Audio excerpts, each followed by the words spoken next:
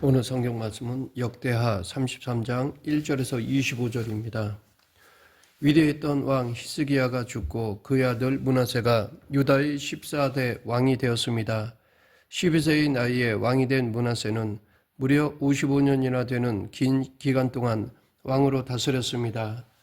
그런데 므낫세 왕은 다윗 이래 하나님에 대한 신실한 믿음으로 선한 왕으로 인정받아 하나님의 큰 은혜를 받았던 아버지 히스기야와는 정반대로 다윗 이래 가장 악한 왕이 되었습니다.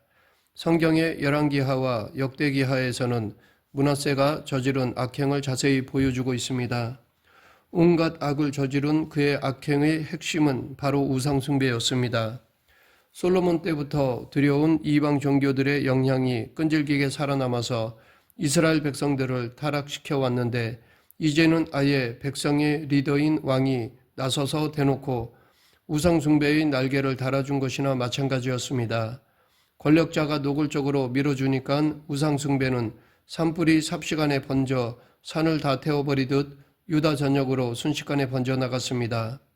므낫세는 아버지 히스기야가 최선을 다해 헐어버린 전국의 산당들을 다시 재건하여 우상숭배의 중심지로 만들어버렸습니다. 이 우상숭배는 하나님께서 오래전 모세를 통하여 이스라엘에게 절대로 행하지 말라고 경고하신 것이었습니다. 또한 므낫세의 우상숭배는 그 뿌리와 다양함의 측면에서 우상숭배 때문에 망한 북이스라엘과 너무 비슷하였습니다. 오늘 본문 4절부터 6절 여호와께서 전에 이르시기를 내가 내 이름을 예루살렘에 영원히 두리라 하신 여호와의 전에 제단들을 쌓고 또 여호와의 전 두 마당에 하늘의 1월 성신을 위하여 제단을 쌓고 또 힐럼의 아들 골짜기에서 그의 아들들을 불 가운데로 지나가게 하며 또 점치며 사슬과 요술을 행하며 신접한 자와 박수를 신임하여 여호와 보시기에 악을 많이 행하여 여호와를 진노하게 하였으며 힐럼의 골짜기에서 아들들을 불에 태워 제사 지내는 몰렉 종교의 인신제사 의식을 행했고 물이나 녹인 납 등을 넣어 점을 치고 미래를 예언하는 복술도 하게 했습니다. 노래나 초자연적인 능력을 지닌 부적 같은 것을 사용하여 사람들을 현혹시키는 요술도 행해졌고 주문을 외우며 마법을 행하거나 반지를 가지고 요술을 부리는 진원도 있었습니다. 또 시체에 뜨거운 물을 붓거나 죽은 자의 머리를 이용해서 혼을 불러내어 미래의 일을 묻는 초혼도 행해졌고 하늘의 해와 달과 별들의 움직임을 관찰하여 기륭을 점치는 일도 하였습니다. 이 모든 것들은 하나님의 율법에서 엄격히 금지하는 것이었습니다. 특히 므낫세는 하늘의 1월 성신을 위한 단들을 자기가 만든 아세라 목상과 함께 하나님의 성전 마당에 세우는 일까지 자행하였습니다. 아세라는 이방신들 가운데서도 음란한 여신입니다. 그런 아세라 목상을 성전 안에 세웠다는 것은 하나님의 거룩을 모독하는 신성모독 행위였습니다. 게다가 하나님께서 만드신 창조물에 불과한 해와 달과 별에게 자신의 운명을 묻겠다는 것은 더 이상 하나님의 주권을 인정하지 않겠다는 것과 같은 뜻입니다. 성전은 하나님의 임재를 상징하는 곳입니다. 그래서 매일 전국으로부터 하나님을 예배하러 오는 백성들로 늘 가득한 곳인데 그 성전 뜰에다가 왕이 직접 우상을 세워놓는다는 것은 백성들에게 여호와의 신앙을 버리고 혼합 종교를 믿으라고 장려하는 것과 같았습니다. 특히 6절을 보면 므낫세는 신접한 자와 박수를 신임했다고 되어 있습니다. 이것은 나라를 통치하는 데 있어서 그들의 자문을 받아가면서 했다는 것입니다. 신접한 자는 주술로 죽은 자의 혼을 불러내는 자이고 박수는 신들린 사람, 즉 무당으로 마술에 능통한 자를 말합니다. 이들은 문자 그대로 신접, 즉 귀신과 교제하는 자, 귀신의 하수인들입니다. 때로는 한 사람이 이 두 가지 역할을 다 감당하기도 했는데 하나님의 율법은 이런 이들과 접촉하는 것을 엄격히 금하고 있습니다. 악한 왕 므낫세가 이런 무당들이 활개를 치도록 공식적으로 자리를 깔아주었고 나라를 이끄는 일을 위해 자문까지 받았으니 나라가 제대로 될 리가 없었습니다. 므낫세 통치 아래 유다 백성들의 우상숭배와 죄악은 처음 이들에게 우상숭배를 전해준 이방 민족들 그래서 하나님이 진멸하셨던 이방 민족들보다 더 악했다고 성경은 말하고 있습니다. 그뿐 아니라 므낫세는 무지한 사람들의 피를 많이 흘렸습니다. 열왕기하 21장 16절 므낫세가 유다에게 범죄하여 여호와께서 보시기에 악을 행한 것 외에도 또 무지한 자의 피를 심히 많이 흘려 예루살렘 이 끝에서 저 끝까지 가득하게 하였더라. 옛날이나 지금이나 악한 통치자가 권력을 잡으면 억울하게 피 흘리는 사람들이 많이 있습니다. 더욱이 므낫세는 의롭고 죄 없는 하나님의 사람들을 수없이 죽였습니다. 므낫세의 악행이 그처럼 너무 심했기 때문에 하나님은 수많은 선지자들을 보내셔서 므낫세를 책망하시며 회개하고 돌아오라고 하셨습니다. 그러나 므낫세는 회개는커녕 오히려 하나님의 말씀을 전한 선지자들을 잔인하게 핍박하고 죽였습니다. 유다 전승에 따르면 그중 이사야 선지자는 톱으로 켜서 처형되는 비참한 죽음을 당하였다고 전해지고 있습니다. 그러나 하나님은 무지한 사람들을 함부로 죽인 므낫세의 죄를 결코 그냥 넘어가지 않으셨습니다. 열왕기하 21장 13절 내가 사마리아를 잰 줄과 아합의 집 다림 보던 줄을 예루살렘에 베풀고 또 사람이 그릇을 씻어 엎음같이 예루살렘을 씻어 버릴지라. 하나님은 멸망당한 북이스라엘을 재었던 줄과 추를 사용하여 남유다의 수도 예루살렘도 재겠다고 하셨습니다. 이 다림 보던 추는 원래 건축자들이 가지고 다니는 수평추로서 단위를 잴 때 쓰였습니다. 여기서는 인생의 공의를 달아보는 하나님의 법을 가리킵니다. 더 정확히 말하면 북이스라엘의 죄악과 부패를 측정하는 기준이 되었던 하나님의 율법을 가지고 이제 남유다의 죄악과 부패를 측정하시겠다는 것입니다.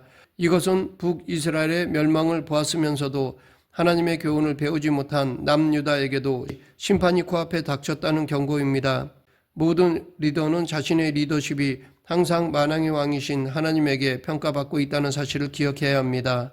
자기 위에 아무도 없는 것 같아도 만왕의 왕이신 하나님이 보고 계십니다. 하나님은 세상의 그 어떤 대단한 지도자도 당신의 저울로 정확히 달아보고 계십니다. 하나님이 원하시는 무게가 되지 않으면 심판하십니다. 그런데 하나님은 악한 왕 므낫세의 죄에 대해 심판을 하실 때 단순히 므낫세 한 사람에게 벌을 내리시는 것이 아니라 예루살렘 전체를 씻어버릴 것이라고 하셨습니다. 마치 설거지를 할 때 그릇 속에 더러운 찌끼를 다 버리고 그릇을 깨끗이 씻는 것처럼 예루살렘과 그 백성들을 모두 쓸어버리겠다고 하시는 것입니다. 강력한 이방 군대의 손에 넘겨서 잔인한 고통과 죽임을 당하게 하시겠다는 것입니다. 그런데 여기서 우리가 주목할 점이 두 가지가 있습니다. 첫째, 하나님께서 유다를 심판하시는 것을 표현할 때 씻어버린다라고 한 점입니다. 이것은 완전한 파괴를 말하는 것이 아닙니다. 정결을 의미합니다. 완전히 없애려고 하시는 것이 아니라 심판을 통해 깨끗하게 만드시겠다는 뜻입니다.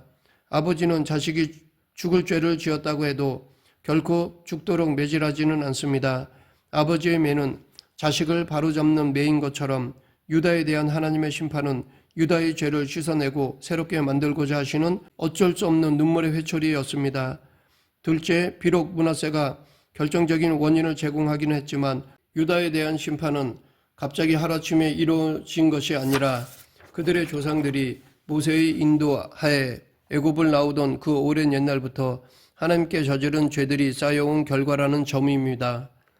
죄는 시간이 지난다고 해서 저절로 해결되는 것이 아닙니다. 하나님 앞에서 간절하고 진실한 마음으로 회개함으로만 해결될 수 있습니다.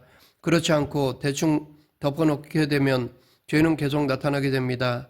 이에 하나님은 아수르를 사용하셔서 므낫세에게 죄의 대가를 치르게 하셨습니다. 아수르의 비문을 보면 아수르가 유다를 공격할 때는 BC 648년이었고 당시 아수르의 왕은 아술바니팔이었습니다. 그 당시 유다의 군사력으로는 강대국인 아수르의 대군을 도저히 막아낼 수가 없었습니다. 특히 하나님의 보호막이 완전히 걷어진 상황에서 유다의 군대는 아수르에게 패하고 므낫세 또한 포로로 잡혀갔습니다. 아수르는 포로들을 아주 잔혹하게 다루었기 때문에 끌려가는 포로들은 지옥 같은 고통을 겪었습니다. 갈고리로 입이나 이마를 꿰어서 줄줄이 끌고 갔습니다. 말로만 듣던 아수르의 잔인함으로 인하여 자신의 몸에 고통이 가해지고 엄청난 치욕이 임했을 때 므낫세는 비로소 자신의 죄를 깨닫고 회개하였습니다. 오늘 본문 12절 그가 환난을 당하여 그의 하나님 여호와께 간구하고 그의 조상들의 하나님 앞에 크게 겸손하여 아버지에게 재산을 받아 집을 떠나서 타국에 갔던 탕자가 그 많은 돈을 다 탕진하고 돼지가 먹는 쥐염 열매를 먹는 신세가 되어서야 정신을 차린 것처럼 므낫세도 그런 비참한 지경에 처하게 되어서야 정신을 차렸습니다. 아수르로 끌려간 므낫세는 쇠사슬로 결박당한 채 하나님 앞에 간절히 기도하였습니다. 하나님 무서운 줄 모르고 기고만장하여 교만했던 옛날의 위세는 찾아볼 수 없었습니다. 하나님은 므낫세가 다시 예루살렘으로 돌아와 왕위에 앉기까지 해주셨습니다. 므낫세는 이 일을 통해 그제서야 여호와께서 하나님이신 줄 알았는데 여기까지 오기에 그는 정말 너무나 먼 길을 삥 돌아서 온 셈입니다. 이때부터 므낫세는 완전히 달라졌습니다. 그 뒤 6년밖에 더 살지는 못했지만 그 얼마 남지 않은 시간 동안 므낫세는 아주 선하게 살았습니다. 먼저는 국방력을 기르는 데 힘을 기울였습니다. 다윗성 밖에 외성을 쌓았는데 이것은 아버지 히스기야가 쌓았던 것을 더 높이 쌓고 동서로 더 길게 연장하는 공사였습니다. 그런 후에는 국경 지역에서 중요한 성들의 확실한 장군들을 배치하여 더욱 견고한 방어선을 구축하였습니다. 특히 주목할 점은 왕이 되어 첫 49년 동안 그토록 엄청난 열정으로 우상숭배에 힘쓰던 므낫세가 이제는 180도로 바뀌게 되었다는 사실입니다. 15, 16절 이방 신들과 여호와의 전의 우상을 제거하며 여호와의 전을 건축한 산에와 예루살렘에 쌓은 모든 제단들을 다 성 밖에 던지고 여호와 제단을 보수하고 화목제와 감사제를 그 제단 위에 드리고 유다를 명령하여 이스라엘 하나님 여호와를 섬기라 하며 므낫세는 예루살렘에서 모든 우상들을 제거하라고 명령했고 황폐해져 있던 하나님의 제단을 보수하여 다시 잘 세우게 하였습니다. 또한 모든 백성들에게 하나님을 성심껏 섬기라고 명령도 내렸습니다. 백성의 입장에서는 왕의 태도가 완전히 바뀌니까 처음에는 어리둥절했을 것입니다. 왕의 명령이라 순종하기는 했지만 워낙 우상숭배의 습관에 오래 젖어 있었기 때문에 갑자기 고치기는 어려웠을 것입니다. 그래서 므낫세가 죽고 그의 아들 아몬이 왕이 되어 다시 악행과 우상숭배를 하는 정책을 펼치니까 나라가 순식간에 다시 타락의 길로 가게 된 것입니다. 18절 므낫세가 그의 조상들과 함께 잠에 그의 궁궐 동산 곧 우사의 동산에 장사되고 그의 아들 아몬이 대신하여 왕이 되니라. 이것을 보면 므낫세의 자신은 회개하고 겸손해진 자세를 끝까지 잘 유지했던 것으로 보입니다. 므낫세가 묻힌 이 궁궐 동산 곧 우사의 동산은 왕들이 죽으면 묻히는 화려한 묘실이 아닙니다. 므낫세는 스스로 낮추어 웅장한 왕의 묘지가 아닌 자신의 별궁에 있던 정원의 일부인 동산에 묻히기를 원했던 것입니다. 므낫세 개인은 이렇게 회개하고 겸손한 모습으로 삶을 잘 마감했습니다. 그러나 그가 회개하고 변화되기 전 유다를 다스리면서 저질렀던 그 엄청난 죄의 영향력은 너무나 컸습니다. 그래서 유다는 이미 돌이킬 수 없는 파멸의 구렁텅이를 향해 서서히 나아가고 있었습니다. 므낫세의 뒤를 이어 그의 아들 아몬이 유다의 제15대 왕이 되었습니다. 아버지 므낫세의 통치 기간이 무려 55년이나 되었으니까 아몬은 상당한 긴 시간을 왕세자로 보낸 것입니다. 그런데 안타까운 것은 그 긴 시간 동안 아몬은 회개한 이후에 므낫세를 본받지 않고 회개하기 전에 악한 모습만을 그대로 따랐습니다. 왕이 되자마자 아몬은 아버지가 악행을 할 때의 방식으로 통치하며 므낫세가 회개하기 전에 만들어 놓은 모든 우상들을 다시 회복시켜 우상 숭배를 하였습니다. 이처럼 죄는 그 전염성과 파급 효과가 엄청나고 무섭습니다. 므낫세는 통치 말년에 아수르의 침공으로 포로로 끌려갔다가 그때 정신을 차리고 회개하여 변화되었습니다. 그리고 달라진 모습으로 6년 동안 더 유다를 다스리다가 죽었습니다. 그러니까 아수르에게 곤욕을 치르기 전에 하나님께 거역하고 우상숭배를 하며 죄만 짓던 시간이 무려 49년이나 됩니다. 그 시간이 너무 길었습니다. 그때 온갖 악행이란 악행은 다 저지르면서 나라를 망쳐놓았으니 자신이 회개한 뒤 나라를 다스린 6년 동안 그 엄청난 잘못을 다 돌려놓기에는 너무나 부족했던 것입니다. 말년의 아수르 때문에 당한 고통을 통해서라도 마음을 돌이키고 겸손히 회개하며 하나님을 섬겼던 아버지 므낫세와는 달리 아몬은 스스로 겸손하지 아니하고 더욱 범죄하였습니다. 이것이 더 무서운 것입니다. 죄를 지을 뿐 아니라 회개하려는 생각이 전혀 없다는 사실이 아몬에 대한 하나님의 진노를 폭발시켰습니다. 결국 그는 비참한 최후를 맞이하였습니다. 악을 행하며 우상을 숭배하던 아몬은 왕이 된 지 2년 만에 신하들의 반란으로 암살을 당하였습니다. 왜 하나님은 그토록 악을 행하던 므낫세는 55년이나 다스리게 하시고 아들 아몬은 2년 만에 죽게 두셨는지 우리는 알 수 없습니다. 다만 모든 인생을 다른 방법으로 다루시는 하나님의 섭리가 있다는 것을 믿을 뿐입니다. 그런데 여기서 주목할 한 가지 중요한 사실이 있습니다. 그것은 아몬을 죽인 신하들이 권력을 차지하지 못했다는 것입니다. 유다 백성들이 아몬을 죽인 반역자들을 즉시 잡아 죽였기 때문입니다.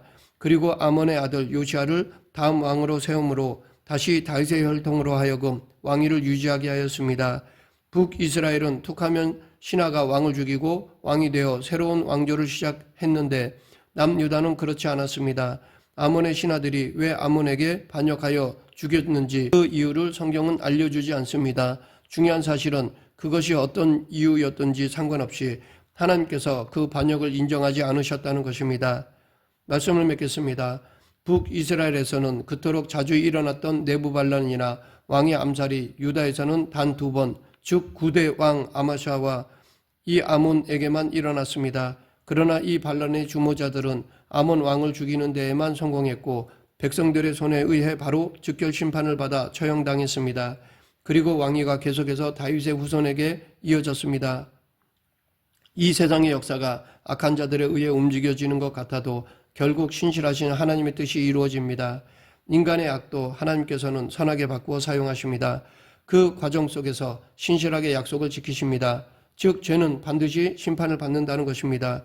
그러하기에 우리는 늘 하나님의 말씀에 순종하여 귀하게 쓰임받는 성도가 되길 간절히 축원합니다. 기도하겠습니다.